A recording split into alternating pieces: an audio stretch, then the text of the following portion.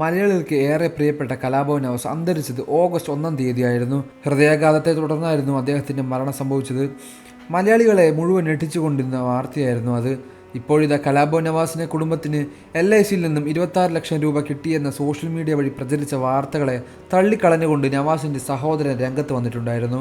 കലാഭവൻ നവാസിൻ്റെ മരണശേഷം നവാസിൻ്റെ കുടുംബത്തിന് ടേം ഇൻഷുറൻസായി 26 ലക്ഷം രൂപയോളം കിട്ടിയെന്ന് പ്രചരിക്കുന്ന ഒരു പോസ്റ്റർ സോഷ്യൽ മീഡിയ വഴി പ്രചരിച്ചുകൊണ്ടിരിക്കുകയാണ്. നവാസിൻ്റെ ഫോട്ടോയും അതിനോടൊപ്പം ജീവിതത്തിലും ജീവിതത്തിനു ശേഷവും എന്ന ടാഗ് ലൈനും ഇതിനോടൊപ്പം കൊടുത്തിട്ടുണ്ടായിരുന്നു. 7 ലക്ഷം രൂപയുടെ പ്രീമിയത്തിന് 26 ലക്ഷം രൂപ നൽകിയെന്ന ഈ ഒരു പോസ്റ്റർ അവകാശപ്പെടുകയാണ് ചെയ്യുന്നത്. അതേസമയം ഈ ഒരു പോസ്റ്റ് തൻ്റെ സുഹൃത്തുക്കൾ തനിക്ക് അയച്ചുവെന്നും നിയാസ്, അതായത് നവാസിൻ്റെ സഹോദരൻ നിയാസ്, സോഷ്യൽ മീഡിയ വഴി രംഗത്ത് വന്നെന്നും പറഞ്ഞു. ഞങ്ങൾ ഇപ്പോഴും നവാസിൻ്റെ വിയോഗത്തിൽ ദുഃഖിച്ച് വളരെയധികം സങ്കടത്തിലൂടെയാണ് ജീവിതം മുന്നോട്ട് കൊണ്ടുപോകുന്നത്. അതുവഴി ഇതുപോലുള്ള വ്യാജ പ്രചരണം വാട്സപ്പ് വഴി എല്ലാം തന്നെ പ്രചരിച്ചു കൊണ്ടിരിക്കുകയാണ്. ഇതിന് പിന്നിൽ ആരാണെന്ന കാര്യം ഞങ്ങൾക്ക് ഇതുവരെ അറിഞ്ഞിട്ടില്ല. LIC ഉദ്യോഗസ്ഥൻ്റെ അറിവോടുകൂടിയാണ് ഈ കാര്യങ്ങൾ നടക്കുന്നത് എന്ന് ഞാൻ വിശ്വസിക്കുന്നുമില്ല. ഇതിൽ LICയുടെ ഔദ്യോഗിക മുദ്രയോ ചിഹ്നമോ ഒന്നും തന്നെയില്ല. അതേപോലെ ഞങ്ങൾക്ക് LICയിൽ നിന്നും ഇതുപോലെ ഒരു തുക ലഭിച്ചിട്ടുമില്ല. തെറ്റായ അവകാശങ്ങളും തെറ്റായ വാർത്തകളുമെല്ലാം ഞങ്ങൾ ലഭിക്കുന്ന അവകാശങ്ങളെയെല്ലാം തന്നെ നശിപ്പിക്കുകയും കൂടിയാണ് ചെയ്യുന്നത്. നവാസിൻ്റെ കുടുംബത്തിന് ഇപ്പോഴും പല സ്ഥലങ്ങളിൽ നിന്നും അർഹമായ ചില തുക ലഭിക്കേണ്ടതുണ്ട്.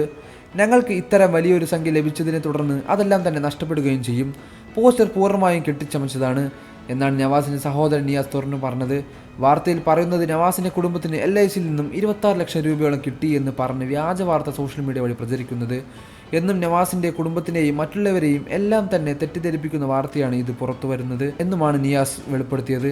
ഇത്തരമൊരു വ്യാജ വാർത്ത പുറത്തുവിട്ടതിനെ തുടർന്ന് നവാസിൻ്റെ കുടുംബം വളരെയധികം ദുഃഖിതരാണ് എന്നാണ് റിയാസ് പറഞ്ഞത്.